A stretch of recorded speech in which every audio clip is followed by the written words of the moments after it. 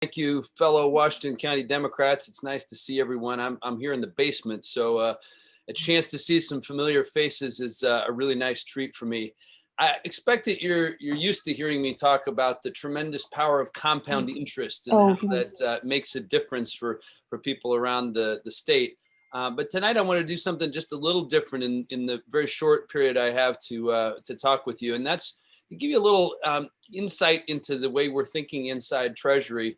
There's so many things that are not so great about 2020, but one positive, I think, amidst all the important and overdue conversations we're having about racial justice and systemic racism and so on, is the increased focus on how we can put that concern into action. We talk about these things in the campaign context, of course, but when the spotlight is not on us, when we are able to make decisions about policy, is when we can really make progress on these things. So earlier today, I was looking at the documents that we're preparing to submit to the legislature as we prepare for 2021 and the budget process.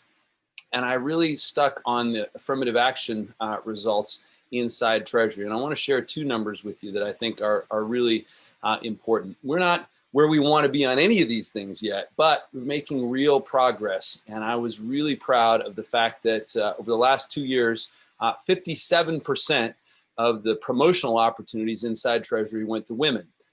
33% of the hires that we made at Treasury went to people of color. Again, neither of these things are where we want to be, but they're real progress. And in an office like ours, where we are looking for really specific technical skills, I'm really proud of the emphasis that we've put on those things. So it's real progress. That's an example of the kind of work that can happen when we elect Democrats who have the right values. And it's really consistent with the emphasis we put on our savings agenda to make sure that the college savings plan is relevant and effective for people in every geographic and demographic corner of the state. To make sure that it's not just affluent white folks from metro areas who are using the college savings plan to open up the world of education after high school. Make sure that Oregon Saves, our first in the nation retirement savings plan, is affecting women and people of color who are much more vulnerable to not having access to savings programs. So a little bit different than the standard Zoom speech you might hear from me about Treasury. But as you look through your ballot, and I know probably everyone on this Zoom where it happens has already turned in their ballot, but that's some of the reason that I'm so passionate about this office and why I'm excited to continue serving in it.